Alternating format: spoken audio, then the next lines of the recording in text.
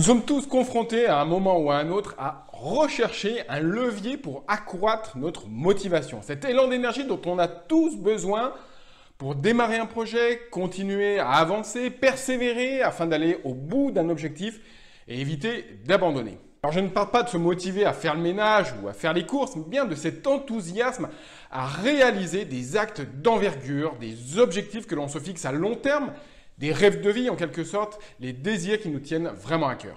Ce qu'il faut bien comprendre, c'est que la motivation, c'est un peu comme une humeur. C'est donc normal de ne pas être tout le temps à 100%. Depuis la nuit des temps, il existe deux techniques qui poussent les hommes et les femmes à agir.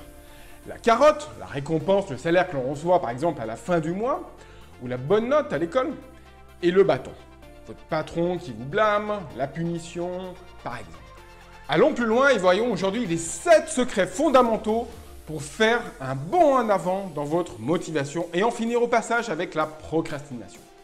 Après avoir entendu ça, croyez-moi, votre détermination à aller au bout de vos initiatives ne sera plus jamais la même. C'est parti!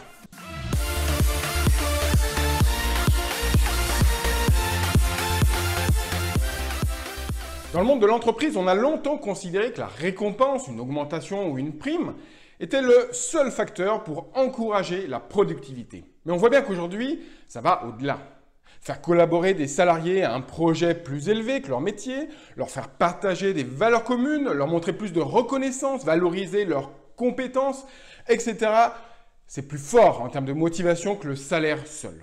On le voit de plus en plus. Certaines personnes préfèrent renoncer à un job bien payé parce que leurs conditions de travail ne leur correspondent plus, ou bien ils ne trouvent pas le sentiment d'être valorisés à leur juste valeur. On voit des cadres payer 10 000 € par mois démissionner pour ouvrir des chambres d'hôtes ou cultiver leurs vignes et commercialiser du vin bio. A l'inverse, on voit plein de monde être motivé à faire du sport, à bien manger, à prendre soin d'eux, juste pour avoir du plaisir pour eux, sans autre enjeu. Vous commencez à comprendre? Secret numéro 1, redécouper les objectifs ambitieux. Le manque de motivation arrive souvent quand on s'est fixé un but trop important à atteindre et on se décourage face à la tâche immense à accomplir. On va utiliser la méthode des petits pas. Celui qui déplace la montagne, c'est celui qui commence par enlever les petites pierres, disait Confucius. Alors comment faire en pratique? Construisez un mini plan d'action simple mais solide. Ce processus comporte de multiples avantages, outre son efficacité implacable. La méthode des petits pas, appelée également la méthode Kaizen, consiste à découper votre objectif final en petites étapes plus simples et plus réalisables. Si vous avez un objectif très difficile, c'est comme cela que vous devez agir, grâce à de petites étapes simples, progressives, qui ne sont pas insurmontables en soi, mais qui sont constantes. C'est cette méthode, je dirais même cette philosophie utilisée à grande échelle, celle d'un pays, qui a permis au Japon de se reconstruire, détruit à 75% après la Seconde Guerre mondiale et l'explosion des bombes atomiques à Hiroshima et à Nagasaki. La méthode des petits pas a plein d'avantages. Premier avantage, on fait une première action tout de suite.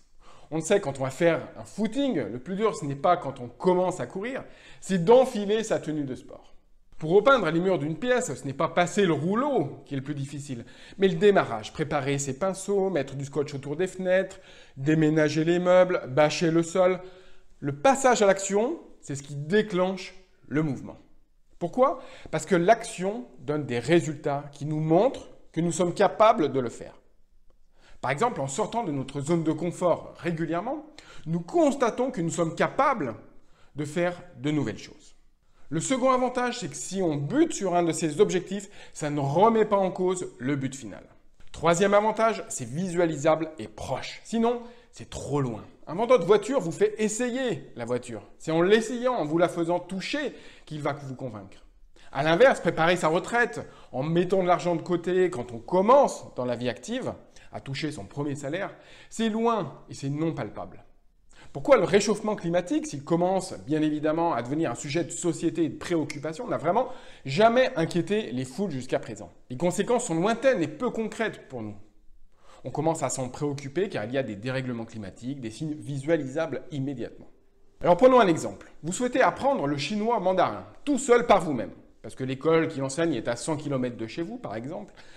Vous allez voir que la tâche semble immense et complexe. C'est une langue tellement éloignée de la nôtre. Mais en découpant ce projet et en agissant par petites étapes constantes, en 20 minutes par jour par exemple, vous obtiendrez de beaux résultats. Vous pourrez dans un premier temps voir quelles méthodes existent sur le net, puis en choisir une qui vous semble adaptée pour apprendre les bases. Et dès le début, vous allez vous rendre compte que certaines difficultés que vous considérez comme telles, comme la conjugaison, la grammaire chinoise, sont en réalité assez simples. Il n'y a pas de genre masculin-féminin, il n'y a pas de nombre singulier, pluriel, pas de conjugaison. Alors je ne vais pas vous dire pour autant que c'est facile, c'est pas vrai, mais par étapes, vous serez moins impressionné. Et vous aurez ainsi une idée du chemin à parcourir. Pourquoi pas commencer par regarder des vidéos en chinois, sous-titrées en français bien sûr, pour exercer votre oreille, puis apprendre les chiffres de 1 à 10, mémoriser 100 caractères chinois les plus courants, avec 100 sinogrammes, comme on les appelle, vous allez voir que vous êtes capable de savoir lire les enseignes des magasins ou les inscriptions dans les lieux publics pour vous orienter. Vous saurez également déchiffrer le menu d'un restaurant, comprendre les articles de journaux, etc. Ça va vous encourager. Et vous pourrez enfin planifier une immersion dans un pays qui parle le chinois mandarin. Vous avez compris l'idée ? Si vous voulez courir un marathon, ceux qui l'ont déjà fait savent de quoi je veux parler, n'essayez pas de vous lever un matin et de courir 42 km en un temps record. Vous allez devoir redécouper cet objectif avec une stratégie cohérente et de plus petites étapes par semaine.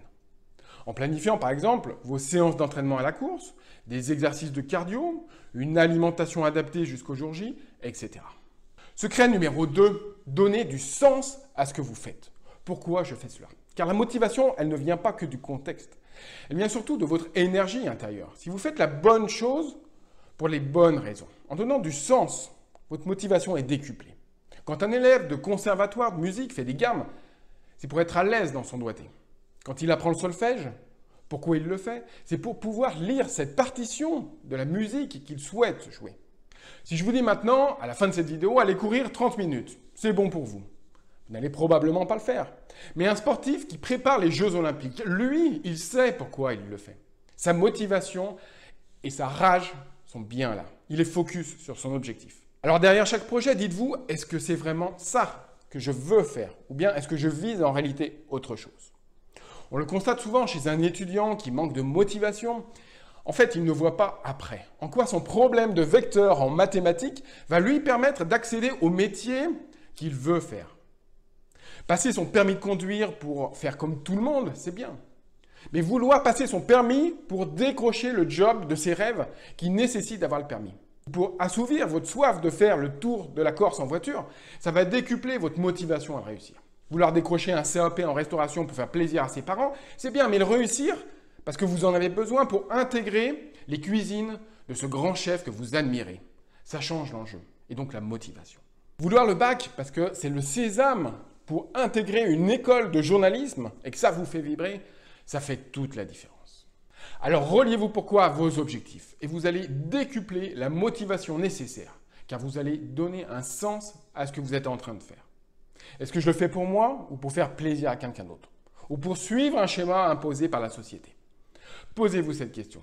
Est-ce que c'est vraiment ça que je veux faire? Est-ce que dans 5 ou 10 ans, je serai fier de ce que je suis en train d'accomplir en ce moment? Vous vous lèverez tous les matins avec l'énergie et la motivation, car il y aura du sens derrière ce que vous entreprenez.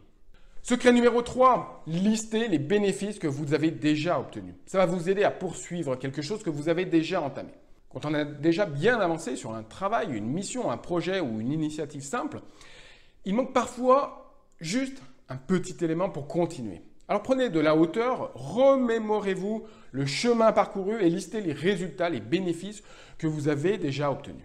Vous y trouverez de quoi puiser les ressources pour repartir.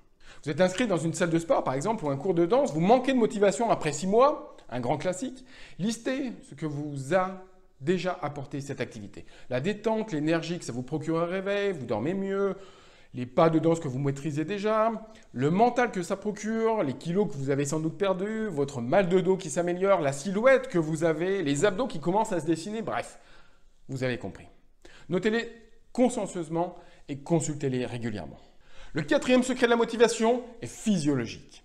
C'est ce qui se passe dans notre corps. Il faut avoir de l'énergie, avoir la pêche comme on dit, pour ne pas être raplapla et reporter à plus tard, la fameuse procrastination. Une astuce toute simple consiste à prendre une grande respiration, une grande bouffée d'oxygène Ou bien tout simplement à faire le plein de vitamines à travers un smoothie ou un jus de citron, jus d'orange. C'est parfait pour démarrer la journée. Buvez quelque chose de vitaminé, pas des boissons énergétiques sucrées qu'on trouve en grande surface, mais des jus de fruits frais pressés par vous-même.